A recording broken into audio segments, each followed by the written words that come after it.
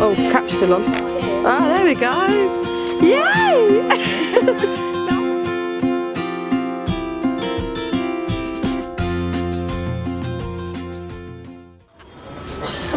So my name is Kate.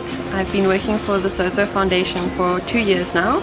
I've just recently become the project manager for Sozo Eden, and Sozo Eden was formed out of a sincere desire to serve the people of Vrygrond who live here in Muizenberg in this township, and teach them how to grow their own food, because we realized through relationship with the youth in this community that the people here don't really know much about vegetables and feeding themselves and living a healthy lifestyle. So we decided that it would be a really good thing if they could learn how to grow their own vegetables, because then that'll solve the problem of them having to buy their own vegetables, and being able to eat healthily rather than eating a packet of chips and a loaf of bread from the local shop. And then they could also, by growing their own vegetables, even sell to the local community to make a bit of an income for themselves. Whatever they don't eat, they can sell. What we've seen is that it's better to train people individually to grow their own gardens, even though they lack a lot of space in their homes because their homes are really close together.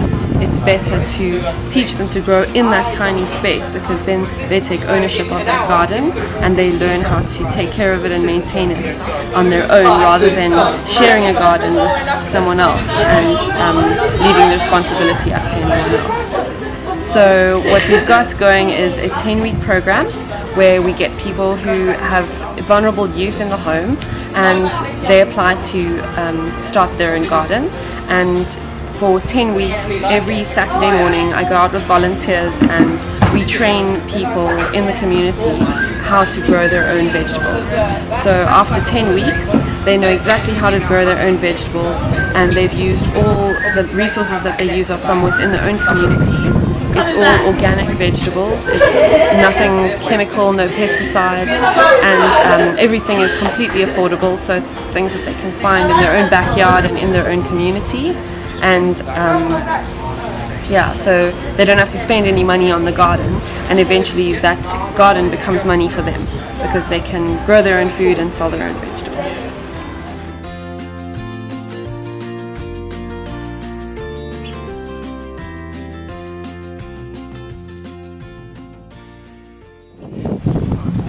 Today's day 2 of Eden, and although we're very tired and aching, and in my case sunburned, we're looking forward to today. It's a bit cooler today, so it should be good. We've managed to do 3 trenches, so we've only got 1 to go. The whole point of this garden is so that they can grow their own vegetables, and then they get the compost as well, and they give it to the community so that they can grow, so that they in turn can grow their own gardens and grow their own fruits and stuff like that. I mean, I heard one of the leaders here saying that you can buy a cabbage for something like 12 rand, and I don't think many families can afford that. So I think this is a pretty good idea. It's been hard, we're all dirty, sticky, so we can't wait now, but it's been great.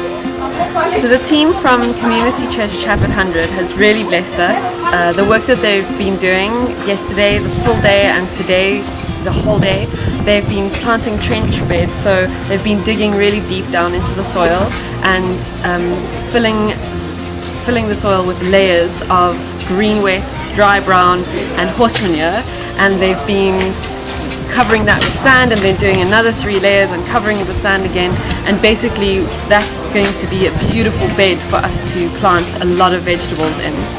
The beds, we do them like that because they last for 10 years, so the work that the team is doing is going to last for the next 10 years. We're going to be able to grow vegetables out of this ground, whereas before it's just sand, it's just beach sand, and we would never be able to grow vegetables out of it otherwise. So the work that they're doing here is absolutely necessary, and we would never have been able to do it without a big group of volunteers, because we've only got one lady here who works here at the centre, and she's all on her own here. And it was just really great to have a whole bunch of volunteers. We went out and got tools so that you guys could have enough tools to do the job, and they've just done so brilliantly. And the rest of the time they've been weeding, de-weeding all the plants, beds, as well as we're going to be planting seedlings later.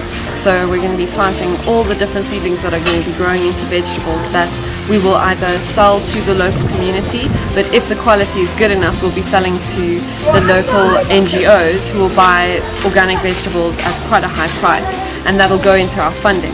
So from that money we'll be able to buy the rest of the materials and tools and resources that we need for this garden in the future. The FGE is also going to serve as a hub for the gardeners who are gardening from their homes within this community. They're going to be able to come here and fetch compost and mulch, which is like dry brown stuff to cover the soil with. They're going to be able to trade their vegetables that they've grown for seedlings and seeds that they want to plant again. And they'll just be able to come by and receive assistance and training with anything that they need with regards to their garden, as long as they have a garden and they're Sozo Eden home gardeners.